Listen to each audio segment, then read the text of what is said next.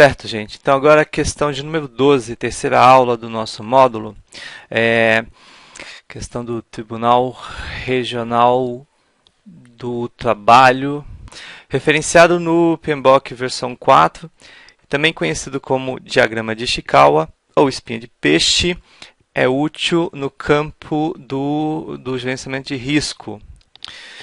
Então, questãozinha simples demais, né? Mamão com açúcar, para mostrar que a FCC também pode ser uma mãe de vez em quando, tá? Ishikawa, espinha de peixe, é o famoso diagrama de causa e efeito, tá? Então, questão bem simples para esquentar os motores.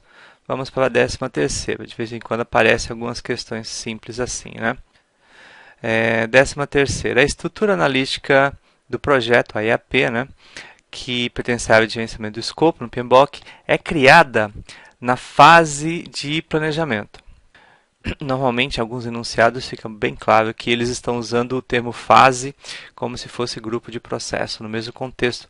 Mas isso também não vem ao mérito aqui para responder a questão. Pontinho que a gente já tinha ressaltado, né? Sempre fiquem atentos, em se tratando de FCC, para essas questões em que eles pedem a resposta incorreta, tá? Então aqui a gente está atrás da alternativa incorreta, ou seja, aquilo que não é possível de ser visualizado através da IAP. Bom, eu consigo na IAP visualizar a contribuição dos pacotes de trabalho no projeto principal? A gente consegue, né? Porque na verdade a IAP é justamente pegar o que ele está chamando de projeto principal, é o produto, o resultado ou serviço que vai ser gerado, e eu vou decompor esse projeto em partes, né? E o último nível da decomposição são justamente os pacotes de trabalho. Então, a nossa resposta não é a letra A, vamos para a alternativa B. O direcionamento das equipes, dos recursos e das responsabilidades. Nossa, esse item aqui ele está juntando, olha, direcionamento de equipes, recursos e responsabilidades. Isso aqui é um pouco de RH, né, no gerenciamento de equipe, onde a gente vê lá questão de recursos humanos, papéis, responsabilidades e etc., né? E até mesmo um pouquinho lá do gerenciamento de tempo, se você levar em consideração também que quando ele fala de direcionamento de recursos, ele está falando lá da saída do processo estimar recursos das atividades, né? Então, esse item B aqui... Olha, uma coisa que a gente tem que ter em mente é que a estrutura analítica do projeto, a EAP em si, ela é orientada a escopo, tá? Então, EAP é aquele desenho em que a única informação que você tem nas caixinhas é uma determinação de qual é o componente. Determinação essa que é escrita na forma de substantivo, tá? Normalmente é uma expressão lá com 2 ou 3 palavras substantivadas que determinam um componente ou, no último nível, o pacote de trabalho, e mais nada. É muito comum as bancas se referirem à EAP e juntar a informação contida na EAP com a informação contida no dicionário da EAP, que é um cara que sempre acompanha a EAP, tá? Então, aqui é o seguinte, se a banca realmente estiver sendo bem rigorosa com relação ao conceito do que vem a ser EAP, esse item B ele já está errado. Eu não consigo ver na EAP direcionamento de equipe, de recursos e responsabilidade. Isso aí vai vir depois, né? Na verdade, eu vou utilizar a EAP e quando eu tiver em outros processos que tem a EAP como entrada, eu vou gerar esse monte de informação. Ou, dentro do dicionário, e aí se a gente vê lá o que tem dentro do dicionário da EAP, a gente tem uma explicação mais detalhada de cada componente da EAP, e o dicionário da EAP, aí sim, ele geralmente carrega várias informações com relação a quem é o responsável por aquele componente da EAP, que recursos são necessários, tá? Critério de aceitação. Então, levando em consideração que a banca aqui está se referindo à EAP mais dicionário como sendo uma coisa só, aí então, partindo desse ponto de vista, aí sim esse item estaria correto, né? Eu consigo obter essa informação a partir da EAP barra dicionário. Vamos ver o item C, que aí inclusive vai esclarecer a nossa dúvida, até porque a EAP não permite ver tanta coisa não, né? E como ele está pedindo o item que não é possível de se visualizar dentro da EAP, vai ser complicado, porque aqui, por exemplo, o item C fala a necessidade de materiais para a execução de cada pacote de trabalho. Aqui é a mesma coisa. Se eu levar em consideração a EAP pura e simples, eu não vou conseguir visualizar na EAP os materiais necessários para executar o trabalho. Agora, veja, por outro lado, e é bem provável, né, pelo que eu estou vendo aqui, que a banca esteja considerando EAP, na verdade, o conjunto formado por EAP mais o seu respectivo dicionário. Aí realmente você tem bastante informação lá no dicionário da EAP, tá? Bom, vamos ver o item D, as interdependências entre as entregas e os pacotes de trabalho. Então aqui eu já entendi provavelmente o que está sendo cobrado. Vamos ver o item E e depois a gente volta para analisar mais a fundo, né? Item E, a apuração do custo final do projeto a partir dos custos de cada pacote. Aí, de novo, os custos de cada pacote não são representados na EAP, tá? Se for a EAP pura e simples, não. Agora, se você levar em consideração o dicionário da EAP, lá dentro do dicionário da EAP a gente tem sim informações sobre custos, recursos, responsabilidades e etc. de cada componente. E aí o que ele está falando? Eu posso ter a apuração final, eu posso chegar à apuração final do custo do projeto através da estimativa bottom-up, né? Aquela estimativa de baixo para cima, através da estimativa bottom-up, eu consigo apurar os custos totais do projeto. Então, levando em consideração o dicionário da EAP, juntamente com a técnica de estimativa bottom-up, eu consigo ter essa informação. Bom, então já ficou claro para a gente aqui, dado que ele está perguntando qual é a resposta incorreta. Se eu levasse em consideração a EAP pura e simples, eu estaria aqui com um monte de itens incorretos, né? Então, vamos partir do princípio de que esse enunciado, quando o examinador se refere a EAP, ele está se referindo a EAP mais seu dicionário, e com isso a gente fica apenas com a alternativa D como a incorreta, até por eliminação. E vamos lembrar o seguinte, tá? Esse termo interdependência entre entregas e pacotes de trabalho é algo que eu vou ter lá no diagrama de rede, quando eu passar pelo processo de determinação das atividades do projeto, lá na área de gerenciamento de tempo do projeto já, né? E depois, na sequência, quando eu passar pelo processo de sequenciamento das atividades. Aí, quando eu sequenciar as atividades, é que eu vou ter essa ideia de interdependência, né, entre as entregas e os pacotes de trabalho. Então, a gente tem duas razões para ter certeza absoluta que o item D é o item incorreto, tá? Por eliminação, a partir do raciocínio que a gente seguiu primeiro, e também pelo fato de que interdependência entre as atividades é algo que você obtém somente depois que você passa pelo processo de sequenciar as atividades, tá? Uma outra coisa também que é bastante comum quando a gente explica a construção da EAP é o fato de que a gente vai decompondo cada ramo da EAP até o momento em que a gente chega a um componente em que é possível se ter uma ideia dos recursos, da duração, dos custos necessários para produzir aquele componente. Então perceba que você não faz a estimativa, mas quando você verifica que aquele componente já é um componente em que no futuro, né, vai ser possível realizar todas essas estimativas, você poda o ramo da árvore ali naquele ponto, tá? Então veja que até por esse raciocínio também de como a EAP é construída, você até pode considerar que, tudo bem, eu consigo ter todas essas informações que estão aqui sem necessariamente estar se referindo ao dicionário, tá? Então é um conceito de EAP, mas um conceito de EAP amplo, tá?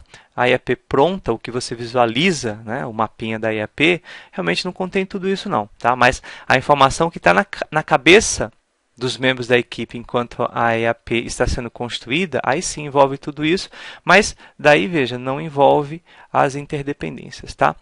Então, várias informações aí que permitiriam a gente marcar essa alternativa como incorreta, tá?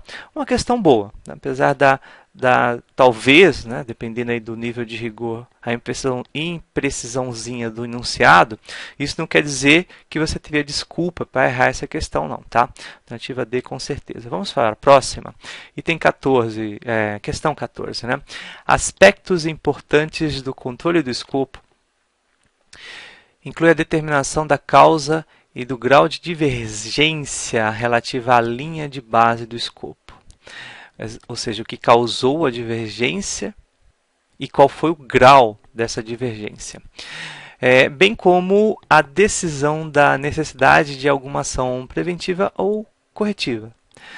Como técnica de controle do escopo, processo controlar escopo, ferramentas e técnicas, o PMBOK versão 4 utiliza. Então veja que ele apresentou o enunciado, mas aí já para não correr risco, ele já falou aqui o que ele quer, né?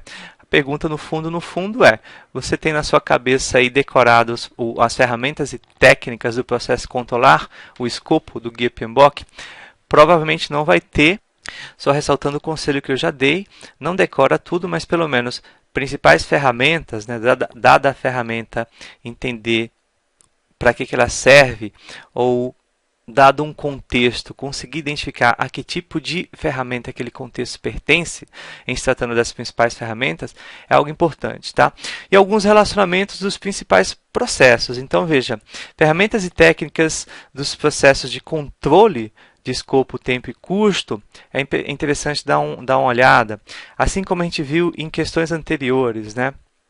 Ferramentas e técnicas dos 3 processos de estimativa, de recursos e de duração das atividades lá na área de gerenciamento de tempo e de estimativas de custos, né, da área de gerenciamento de custos, né, são informações cujo custo-benefício é interessante, tá? Porque vira e mexe são cobradas, tá? A área qualidade também, vira e mexe, o pessoal cobra informações sobre as ferramentas lá da área de gerenciamento da qualidade. Vamos dar uma olhada aqui nessa questão então, né? Basicamente a pergunta é qual das alternativas abaixo contém uma ferramenta de controle do escopo. Um macetezinho que eu já dei, olha, viu plano, parte do princípio de que ou é entrada ou é saída, tá? Vai por mim, você vai acertar mais do que errar, tá? Plano ou é entrada ou é saída. O plano não é ferramenta. Com esse macete a gente elimina B e C. Nesse caso aqui tá fácil, porque ele está falando do plano de gerenciamento do escopo.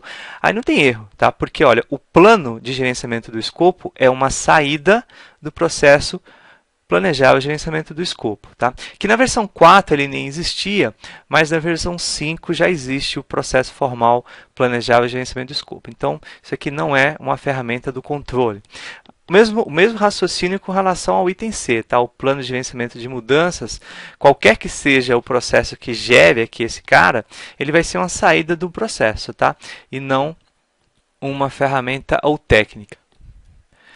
Bom, e aí a gente já eliminou 2 alternativas, e aí olha aqui o seguinte, né? De novo o macetezinho ajudando aqui com relação ao item E.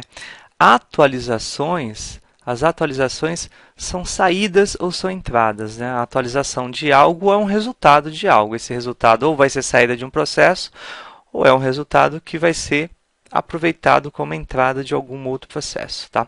Atualizações na linha de base, atualizações no plano, atualizações do documento, são saídas, não são ferramentas, tá? E atualizações na linha de base do escopo é uma saída do processo, dos processos de controle, né? De controle do escopo. Bom, a gente fica aqui com 2 alternativas agora, né? Alternativa A e alternativa D. Então, de novo, a gente já chegou aí só com macetes a uma situação de pelo menos 50% aí no chute, né, de acerto. Olha, e aí entre essas duas eu vou falar algo que aí já é uma informação que provavelmente você vai conseguir guardar já num nível, aquele nível um pouquinho mais avançado de estudo, tá? E aqui a gente já vai tratar disso de cara, né?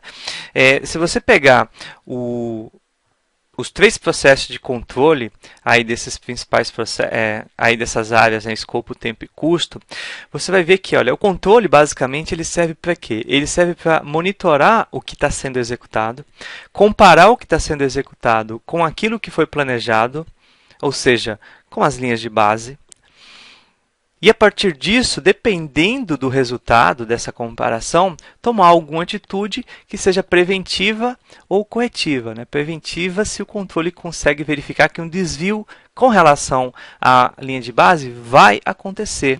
Então veja, a partir disso, a análise de variação, obviamente, é uma ferramenta de todos os processos de controle. Tá? Você vai analisar a variação entre a linha de base, quer seja ela de escopo, de tempo, de custo, e aquilo que de fato está sendo executado. Isso é função do controle, ok?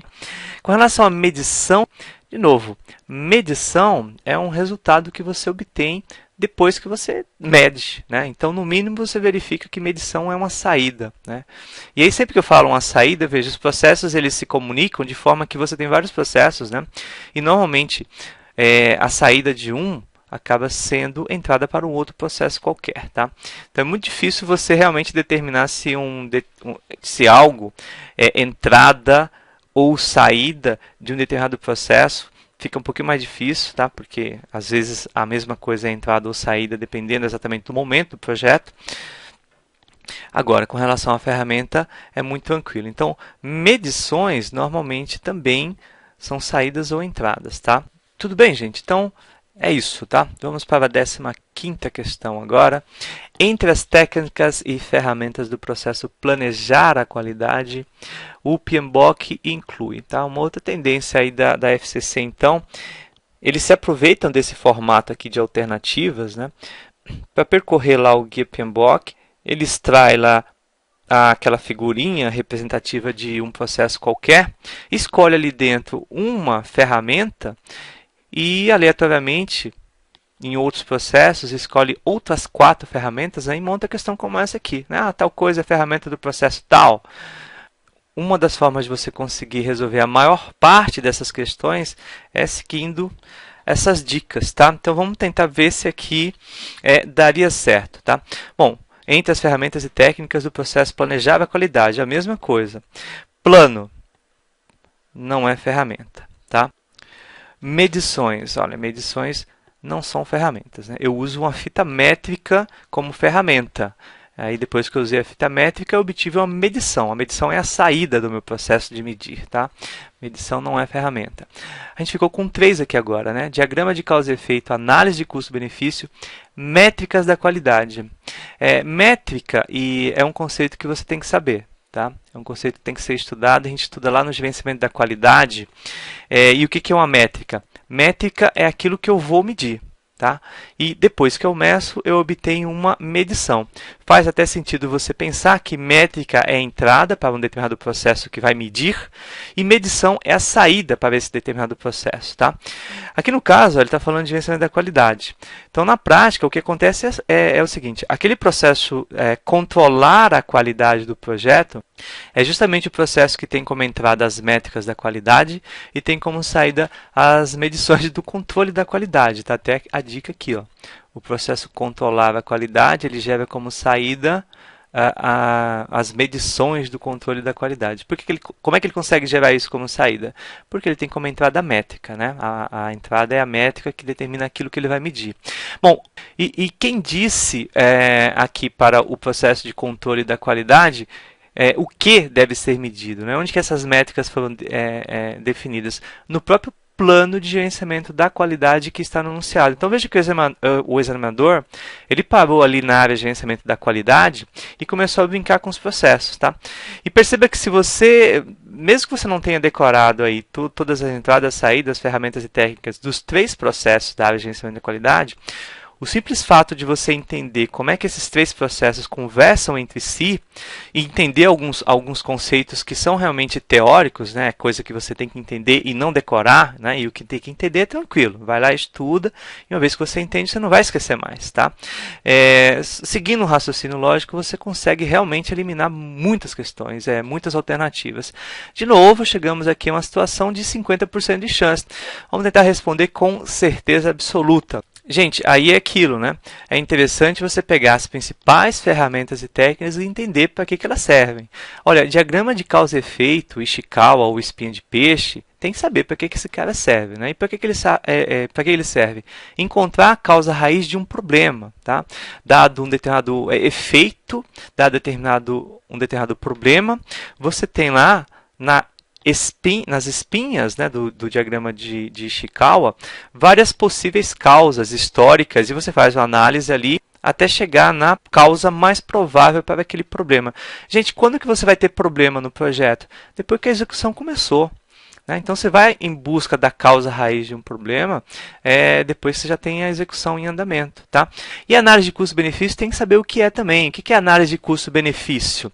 Em se tratando da área de gerenciamento da qualidade. Olha, a qualidade tem um custo.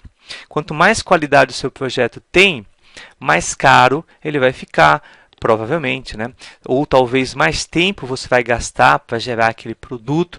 Então, algo que a gente tem sempre que analisar, algo que a gente tem sempre que planejar é até que ponto vale a pena investir, né? E qual é o retorno que a gente vai ter a partir desse investimento na qualidade, tá? Bom, sabendo o que é análise de custo-benefício, sabendo o que é diagrama de causa e efeito, o que tem mais a ver com planejamento, gente? É a letra C, né? Essa questãozinha aqui, então, apesar de cobrar uma decoreba também, né?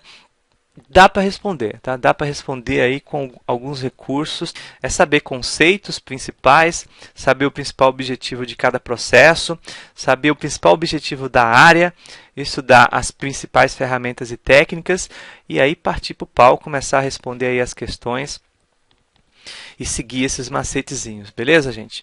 Vamos para a 16ª questão. Normalmente, gente, essas questões cheias de texto, elas são mais fáceis de responder, tá? É uma dica. Normalmente a gente pega essas questões assim, no dia da prova e fala, puta, né? Porque já vem aquele monte de coisa para ler e é cansativo, é chato, né? O candidato meio que, boa parte deles não gosta desse tipo de questão. Mas perceba que quanto mais informação, mais fácil é de você chegar a alguma conclusão, né?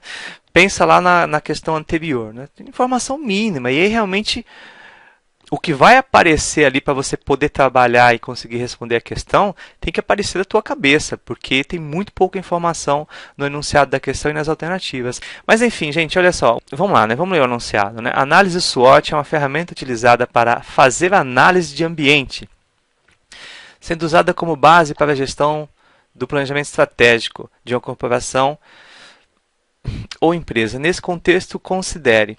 Olha, a matriz SWOT aparece lá no gerenciamento de risco, tá?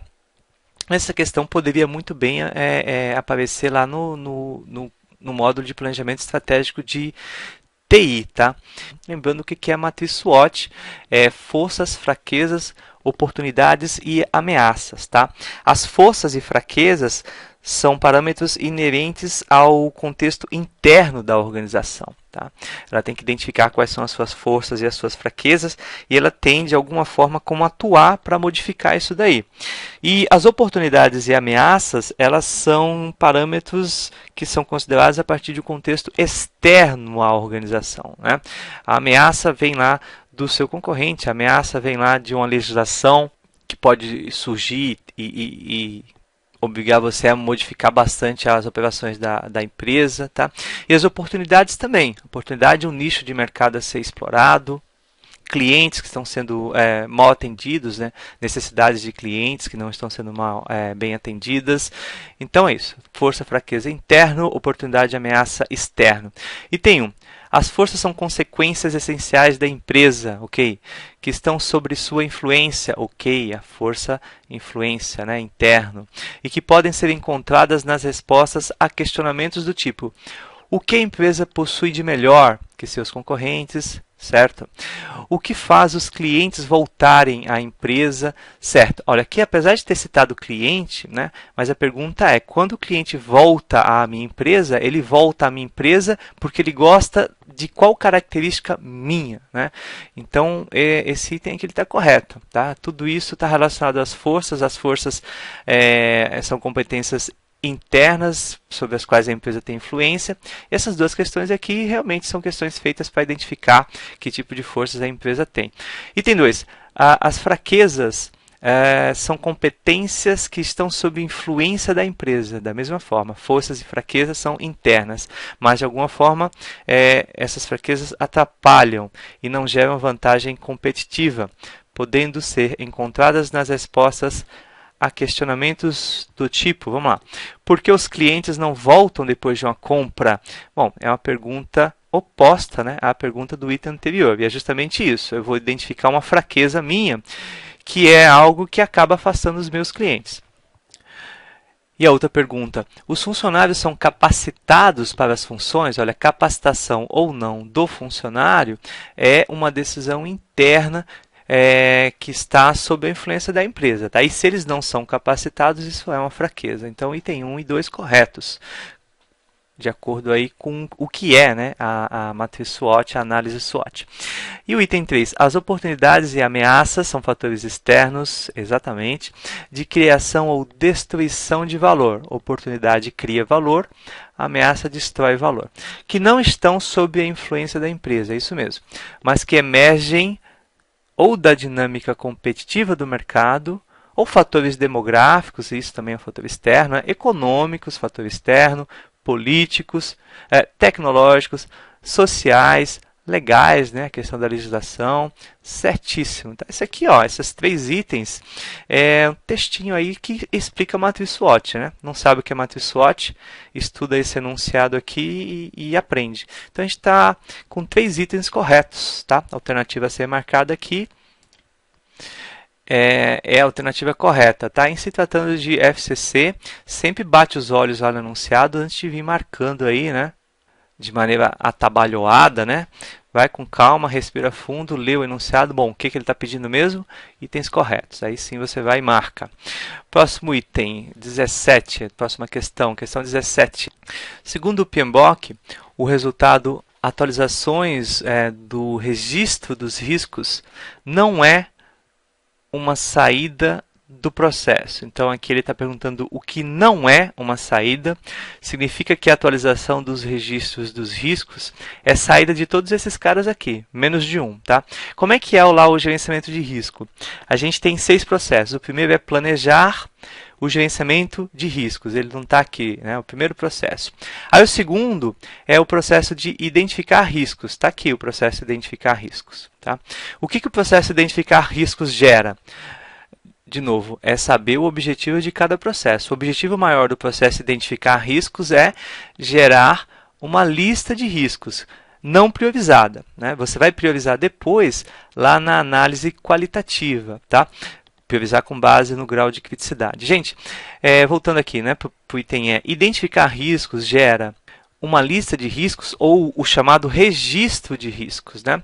Aqui, ó, ele gera o registro de riscos. Então, o registro de riscos é um cara que aparece, que surge lá no gerenciamento de riscos, no segundo processo, que é o processo de identificação dos riscos, tá? Então, veja que aqui ele não vai sofrer atualização, né? Porque ele está sendo criado agora. Quem vai atualizar o registro de riscos é depois o processo de análise qualitativa. Processo de análise qualitativa, ele vai atualizar o registro de riscos porque ele vai colocar em ordem, né, com base no grau de criticidade.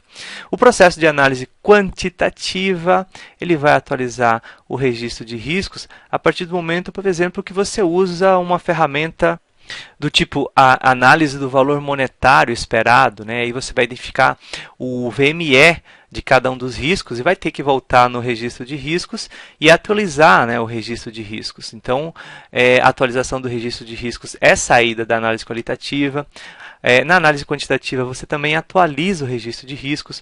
Olha, no planejar respostas aos riscos, você também atualiza, né, o registro de riscos, porque você vai lá ao lado de cada risco e coloca lá uma estratégia, né, de resposta, mitigar, evitar, transferir, né, se for riscos negativos, potencializar, explorar, compartilhar, se for risco positivo, e aí você atualiza, né, o registro de riscos, determinando uma estratégia e uma ação para lidar com cada risco, tá?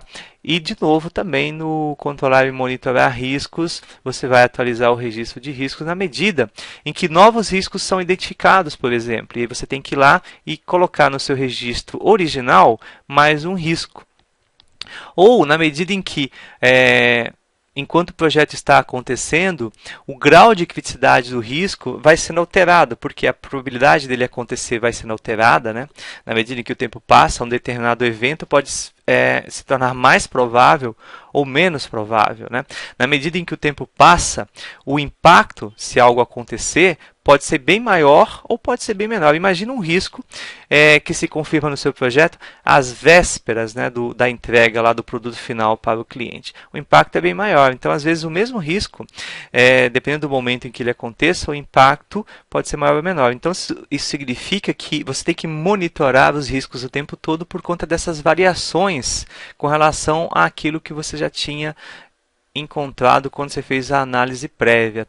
Também tem a questão dos riscos residuais, dos riscos secundários, tudo isso aqui acontece no controle e monitoramento dos riscos, e tudo isso aqui é atualização. Tá? Então, a gente já tinha rapidamente chegado aqui à conclusão, né, de que a alternativa é a alternativa correta, porque ela é a única que não gera atualização. Por que ela não gera atualização no registro de riscos? Né? Porque a primeira versão do registro de riscos é saída da identificação, tá? E uma vez que ele está pronto, os outros processos dessa área, todos vêm só fazendo atualizações ali naquele registro, tá? Registro de riscos é aquela famosa planilhinha lá no Excel que o pessoal compartilha bastante aí no mercado para lidar, tá, com os riscos do projeto. Claro, projetos de pequeno e médio porte, né? Projetos de grande porte, o pessoal costuma utilizar ferramentas mais poderosas aí e caríssimas, ok?